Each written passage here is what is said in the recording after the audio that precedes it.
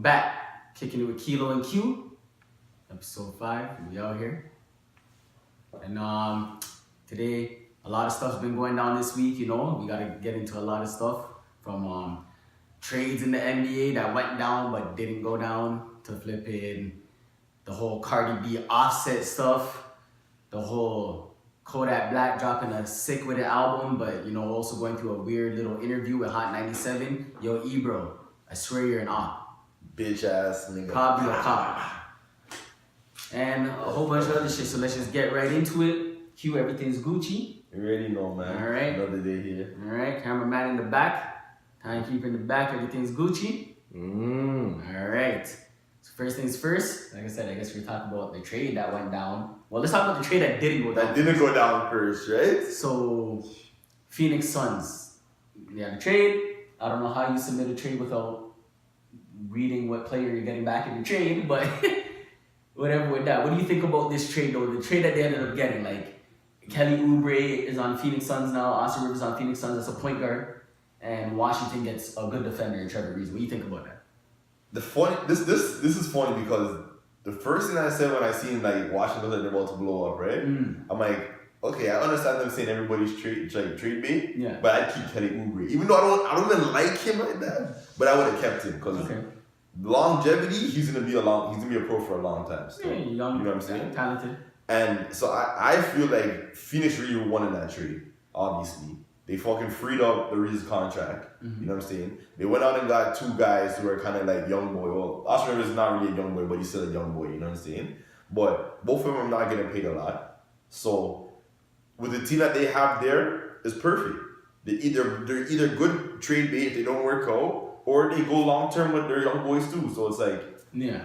In my eyes, Phoenix worked out best. And fuck, we'll see what's happening. But no lie, Trevor Reeves does help Washington. I still think that Phoenix won because there's a lot of deep-rooted issues in Washington. I don't know if everyone can fix that. I don't think Reeves is definitely gonna fix the issues in Washington. Bradley Beal and John Wall still don't like each other.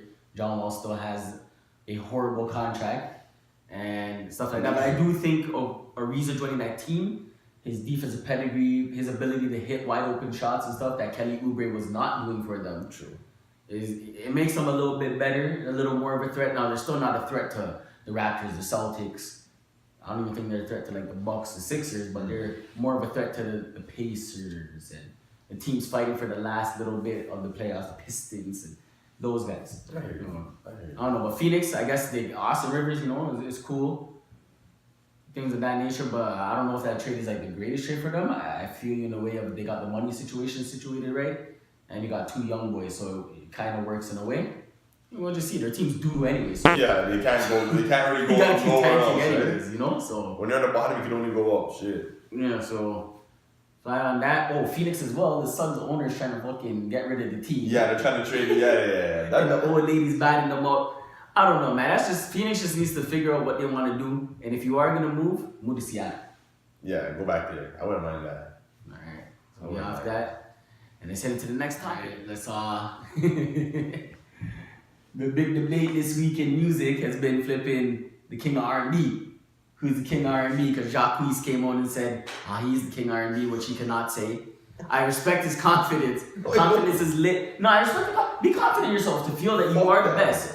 Confidence But you can't say that though. Confidence and reality have to be bro, come on, they have to mix that. He doesn't even have an album out that people really know or a single that people really know, you know what I mean? But I don't know. Who do you think's the king of R&B? Because I feel like we know who the king of R&B is and it sucks to say who it is. Nah, he gave that up by default. But he's the...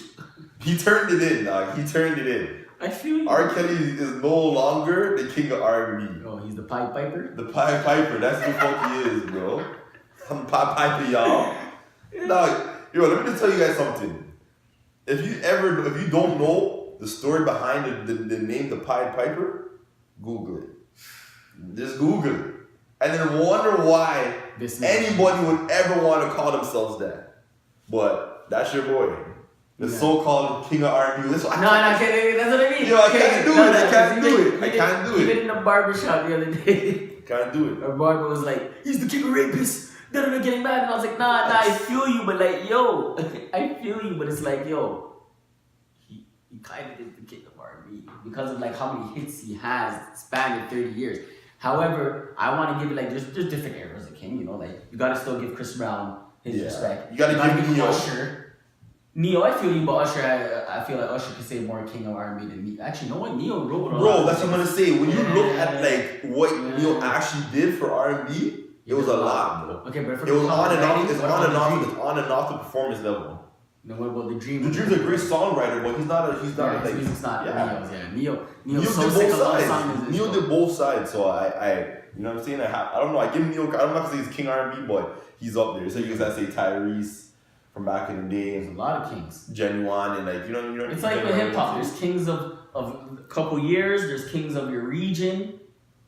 So I say like that because you even got to give Trey Songz his respect for being able to last for so long. And when you think about it, Trey Songz has been one of the only like of the newer R&B from like 2005 and stuff. With Chris Brown that actually kept it R&B. He tried his 1-2 and motherfuckers wasn't liking that. Like, bottoms up, no nigga. The girls and shit only want to hear you talking about fucking. They don't want to hear you on that stupid whatever. Let's like, party. You know what I mean? Yeah, like say I was dope, but like we don't want the party Trey Songz. Yeah. You go to Chris Brown for that shit. But that's true. That shit's for this fun. But hands down, okay, R. Kelly with minus all the fuckery, just music. If it's just music. R. Kelly's the king. Hands down, he's the king of R&B. If it's just music. But, I don't know, that shit was funny that Rockin said it, because obviously there's new era. Tory Lanez trying to say he's the king of R&B now, but you're a rapper. I don't know, man. They're trying to say that Tyrese can't have that conversation, but Tyrese... I thought I seen Jacquees freaking turn himself into a stripper on R. Kelly has kind of some competition out there because, you gotta remember, there's Keith Sweat, there's Gerald Levert, there's all these other dudes. But at the same time, everybody had their turn to be the king. It's just that R. Kelly was the king the longest. Yeah, he's the Jay-Z of it. It's the Jay-Z default question when a man was like, who's the best rapper?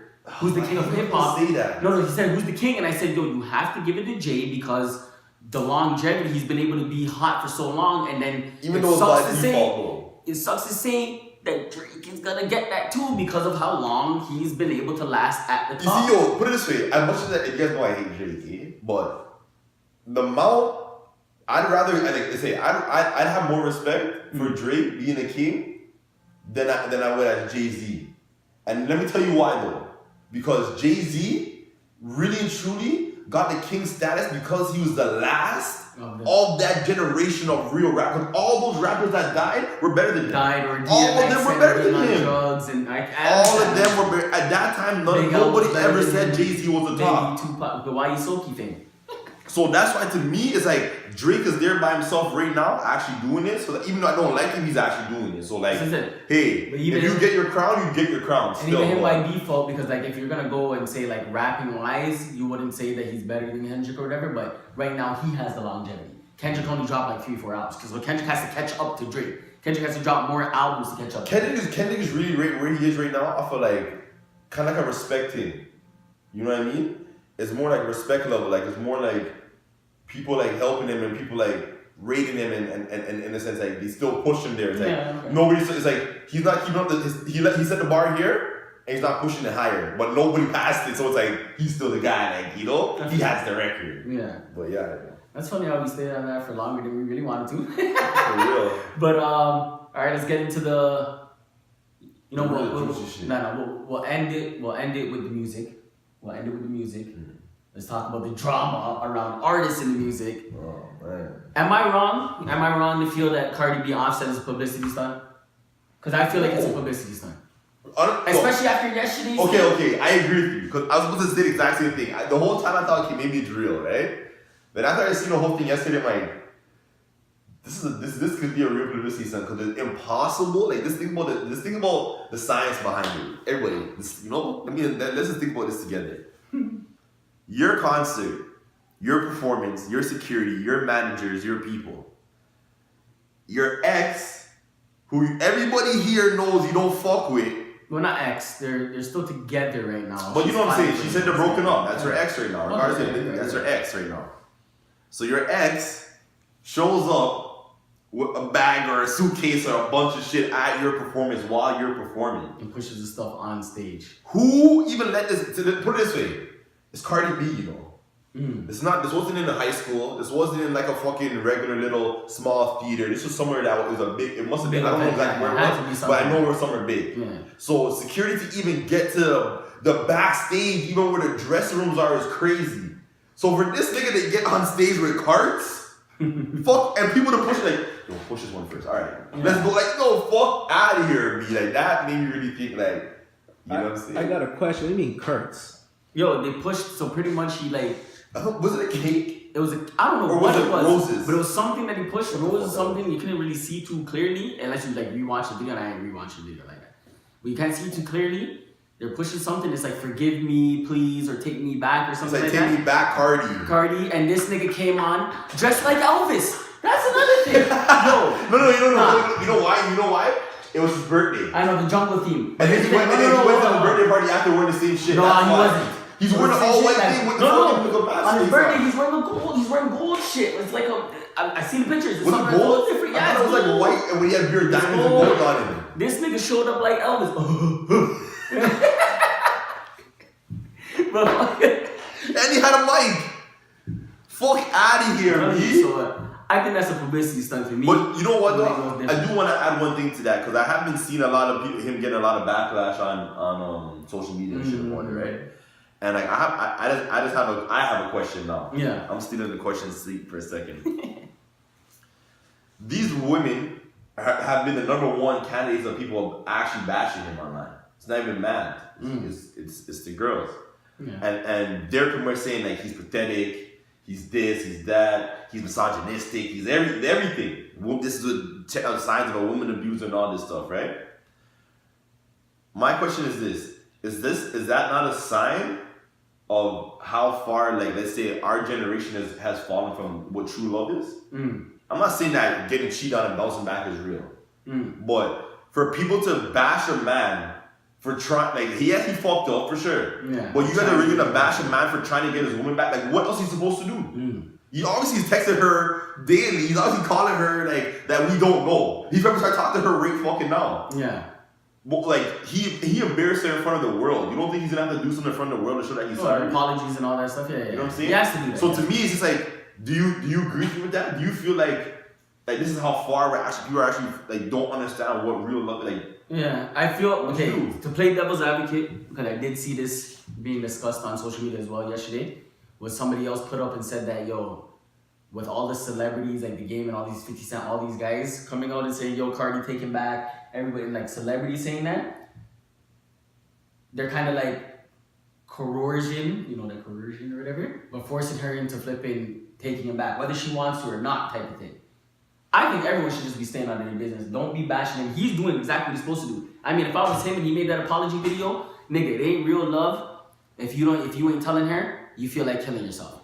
If you don't tell her that you feel like killing yourself, then you don't really miss her, my nigga. You know what I'm trying to say? But anyways. He had to make an apology public and all that, so I feel like he's doing everything he's supposed to do. But the other celebrities come out, take your man back, forgive him. Just allow Cardi to heal for a bit. She's the one that got embarrassed. She's the one that got hurt. Let her make her decision herself. That's why she came out and she made a video after he pushed that cart. And she was like, let me decide this myself. But that also makes me feel publicity stunt again. But I understand what she's saying, like, give me some time, stop bashing him, and stop telling me what to do. Let me decide. Yeah, exactly. Whether it's done or not, if I want to be done, because it's not the first time Offset already got caught with the Black Widow girl, and then the fucking.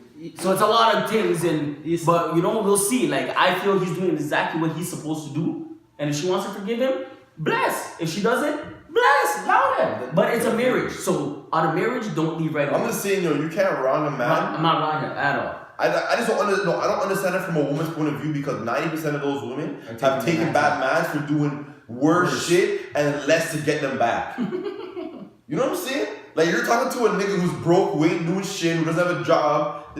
You know what I'm saying? Like living off his mom's.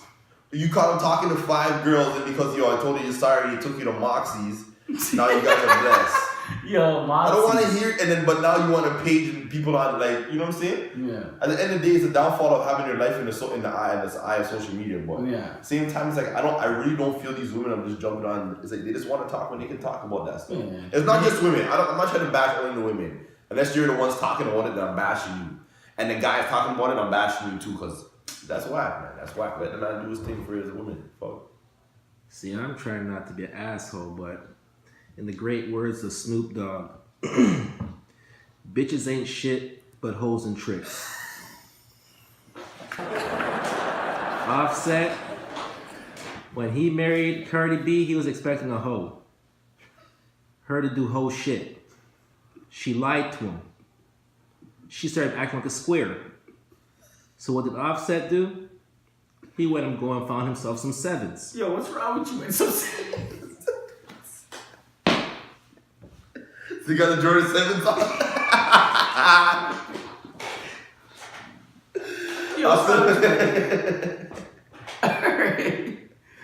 I mean, I would have my full opinion, but I can't talk no more, so I'm out. Alright, and we're gonna move on from this topic and get into the real nigga topic. Fucking Lil Kodak, and you know that dropped an album on Friday. You already know his new album, Poppin'. What's it called? Dying to Live? Dying to Live. You can hear the growth on the album Kodak. You can hear the growth. I ain't listened to the whole album yet, my nigga, I ain't gonna lie. There's been like 4 or 5 tracks I ain't listened to yet, so I still gotta finish the album before I can give it a full judge. But on first listen, it can go on. I've been bumping it. I personally been bumping the album because I fuck with Kodak. And I think the album's pretty fire, to be honest with you. Mm-hmm. Just off the sole fact that, like, I've heard Kodak come up with more bangers, but as an, I like real music and like some substance and shit, you know?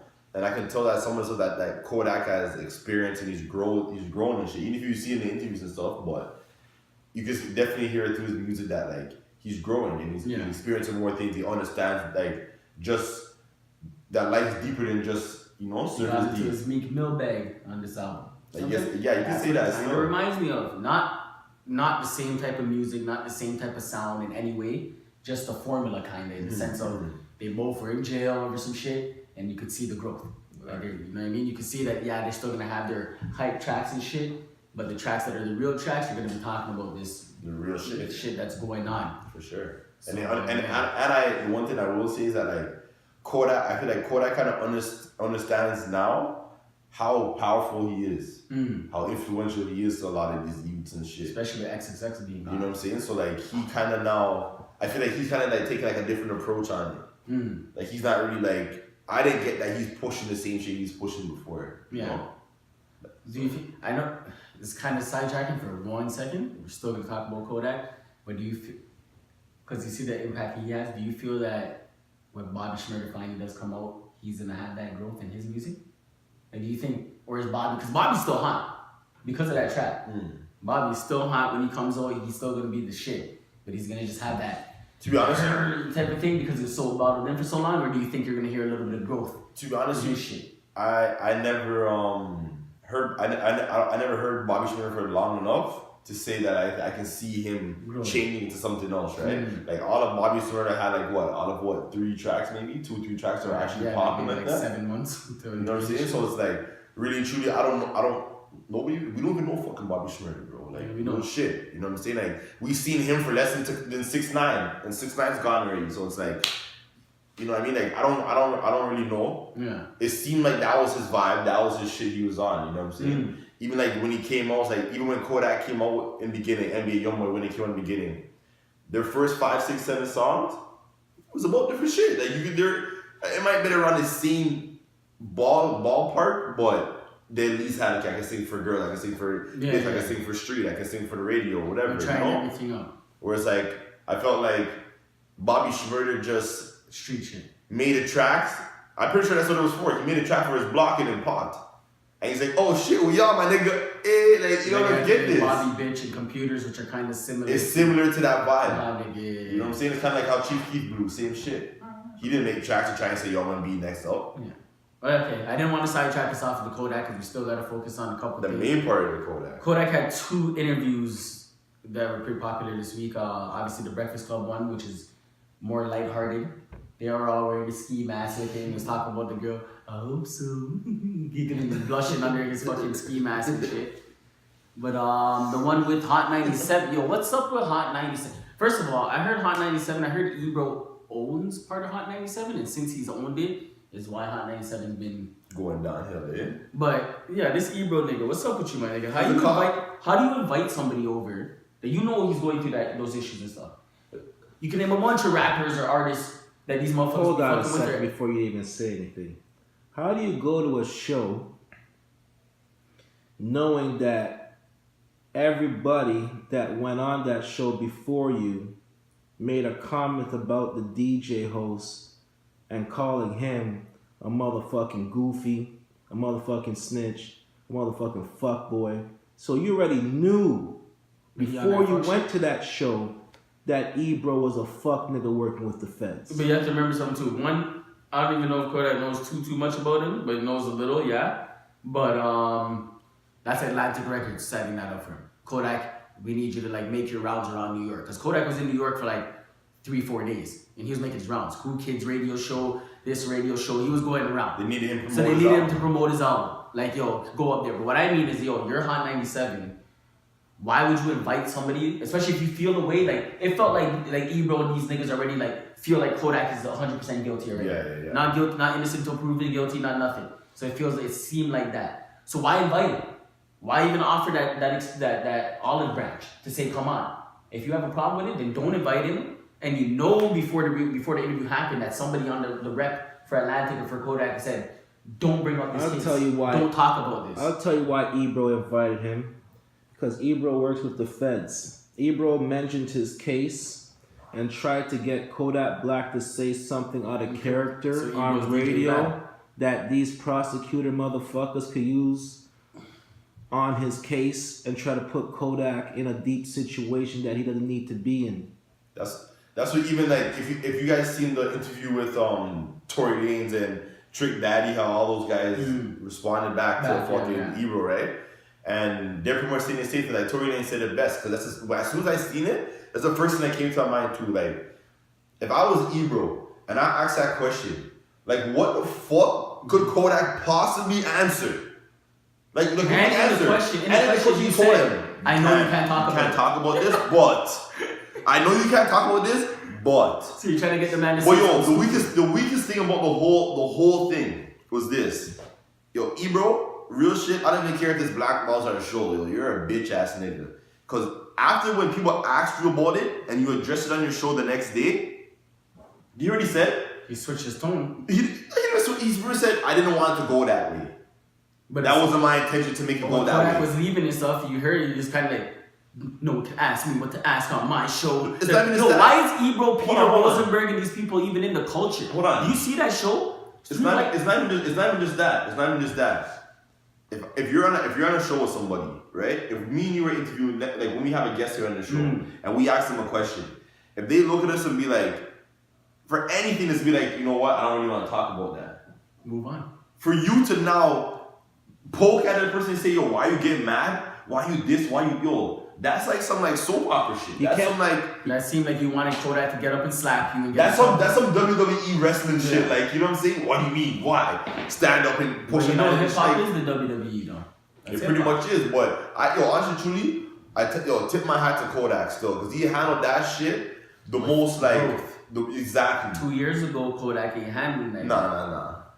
Kodak probably would have been on some next shit, but I would have been on some next shit in there, to be honest. Yeah, I would have been pissed. I would have been. You know what I'm saying? saying? I was one of Kodak's. And I would have heard Kodak's case. I would have heard Kodak's money. That would have heard Kodak's album that just dropped. I would have heard all that. And because Breakfast Club asked him about that, and he mentioned that, he's like, "Yo, I could have handled it a different way, but like, then my money would have been messed up." Yeah, exactly. And then when they asked him, he's like, "Man, I knew you guys were gonna ask about that shit, man." Like, he's kind of upset, but he's like, "But they made Kodak feel welcome. They came in. All right, let's put the ski mask on, like how he had. Let's welcome him in." So. I don't know. We'll leave the Kodak shit. And at the end of the day, Kodak's a kid, bro. The fuck? How old is Kodak? 20, 21? 20. He's literally 20 years old. Ebro's 40 plus? Yeah, Ebro's a sucker for that still. Come on. You're a loser for that. Come on, man. But this is why no one fucks with you or Hot 97 no more like that. No one fucks with Peter Rosenberg and shit like that. That's just how it is. Because you guys don't seem like you really care about the culture. It seems like you're more using the culture. Culture. But anyways, we'll get off of that. Let Q hit y'all with them Q picks. And let's wrap this shit up. You heard me? Alright, you already know. It's coming to another end of another Kicking It with Kelo and Q episode. So, gotta get some Q picks before the day's done. You know what I'm saying? You know what I'm saying? But yeah, anyways, my first Q pick is a Kodak album. Real shit. Like I told you, I'm bumping this shit nonstop. I fuck with Kodak. Fucking with the album. If you haven't taken it in, take it in. I know Kodak's need no more promotion, but fuck, yo. I'm telling you, it's a solid album still, so I'm giving that the credit. My next two Q picks, you know me, I'm always finding some people that you guys don't really know too much about. So, there's one guy named JC the Don. JC? DC. DC the Don. That's his name. And he has a song called Jeffrey Dahmer. And it's one of those songs, if you like to, like, you know, do your little dance and, you know, it's one of those, like, Jeffrey, check it out. Yeah, and the last track, I've been bumping this track for a little bit. You guys might have heard about this guy. Still a low-key artist on there to come up, but he got a big buzz when XXX died, because everybody tried to say it was him that killed him and his boys. A guy named Soldier Kid. But anyways, his song's called Sour. Sour Cake. Ooh. Some of that real shit right there, you know. I like the self-artist, so if you're into that stuff and kind of the new swag, you know, check it out. Soldier Kid, Sour Cake, Kicking It with Kelo and Q, another episode. You know. You know it's that time. Now 1866 wrap it up. That's what we doing, dog. Remember your culture is here too. Yeah, we promote safe sex here too. Don't forget, man. Always stay safe. Please be careful. Bitches got the rabies. Yo, Andre 3000 said it wasn't me. We're flipping. Yeah. Thanks for joining us again. Another episode. Kick It with Kelo and Q. You know we out here. We always like the suggestions. Whatever you guys want to holler at us, comment on us. Let us know what you like, what you don't like. You know, we just out here trying to grow and shit and want y'all to grow with us. So, appreciate the views. Subscribe, like, follow on Instagram, follow on Twitter. But don't follow me on Facebook. And we good to go. You hear me? Got anything to say to the people? Nah, man. Thanks for checking us out. Stay blessed. Well, yeah, next week, we have a little special thing for y'all. It's gonna be the holiday episode, so we gonna fuck with it. Y'all gonna see a different little scenery. Holiday season. Hey! You already know. Till next time, we out here. We out.